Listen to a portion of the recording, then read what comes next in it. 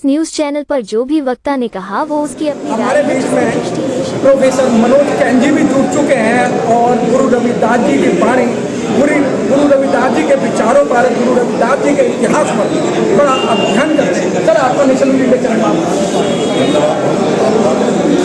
गुरु रविदास जी ने 350 साल पहले कहा कि मैं ऐसा चाहूँगा मिले सबन को, लेकिन आज पूरी सरकार, चाहे राज्य की सरकार है, चाहे केंद्र की सरकार है, उस पर काम करने में सक्षम नहीं हो पा जितने भी हमारे गुरु और संत महात्मा हैं, उन्होंने अपनी वाणी से समाज के निर्माण में बहुत बड़ी भूमिका निभाई है। और कोई भी संत महात्मा या हमारे समाज का महापुरुष है, अपने समाज को जोड़ने की बात कही है और जोड़ने के तहत ही उन्होंने इस तरह के विचार किए हैं। लेकिन हुआ क्या कि कुछ इस तरह की चीज़ें चलती रही कि उनके विचारों को हम थोड़ा सा बहुत समय बाद उनको स्वीकार कर पाए, क्योंकि उसके अनेक कारण हो सकते हैं। लेकिन आज की जो पीढ़ी है और जो आज के का जो युवा है या आज जो अवेयरनेस है इतनी ज़्यादा है कि आज हम कितनी कोशिश कर लें, लेकिन आने वाले समय में गुरु रविदास जी के विचार, कबीर के विचार, हम इन सबके विचारों को अनदेखा नहीं कर सकते। इनके विचारों से ही समाज का निर्माण होगा, समाज चलेगा, स्वस्थ और अच्छा राष्ट्र बनेगा। और ऐसा आज वर्तमान में आप देख लीजिए, रविदास जी हो या बाबा साहब हो, आज सब ही लोग उनके विचारों का अनुकरण कर रहे हैं, उनको साथ लेके चल रहे हैं और उनके बताए मार्ग पर चल रहे हैं। जब हमारे महात्मा फूले हों, सावित्रीबाई फूले हों, या कबीर हो, रविदास जी हो, या महात्मा बुद्ध हो, बाबा साहब अम्बेडकर हो, तो इस तरह के जितने भी संत गुरुवंदर हैं, रामदेव जी हैं, तो इस तरह के जितने भी संत महात्मा हैं, उनके विचारों से ही भारत का निर्माण हो रहा है और होगा। क्योंकि इनके विचारों का जो मूल है वो है देश की एकता, मिलजुला जुला भाईचारा और बंधुत्व, सब मिलकर रहें, तभी कोई देश निर्माण आगे होगा और देश कोई तरक्की करेगा।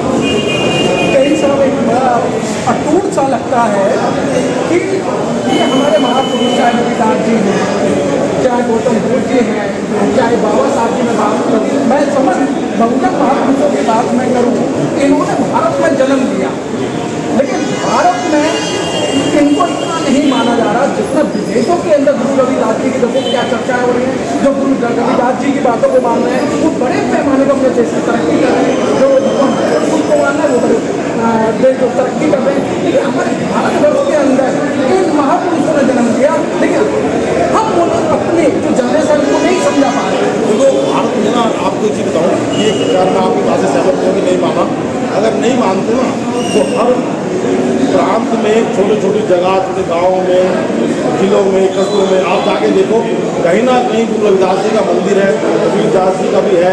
और मानना मतलब मानने वाली बात का आप अर्थ इस रूप में लीजिए कि उनके विचारों का अनुकरण नहीं किया जी। मानना एक अलग होता है, मानने को हम मानते हैं कि गुरु रविदास जी थे, कबीर जी भी थे, बाबा साहब भी थे, महात्मा जी पूरे सब थे। मानना और विचारों का अनुकरण करना, कैंसर बात वही आती है, जानते समय लेकिन मानते हैं।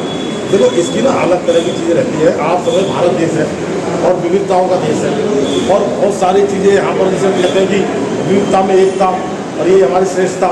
तो हमें यहाँ पर जो आप बात करें मान तो मैंने आपसे बोला, मानते सब है, लेकिन अनुकरण करके उन पर चलने वाला जब इससे आता है ना तो थोड़ा सा लोगों को सोचना पड़ता है। क्योंकि ये वो लोग हैं जिन्होंने एक सूत्र में बांधने के लिए आडंबर और अंधविश्वास, जातिवाद, ऐसी चीज़ों पर इन्होंने अपना मत रखा।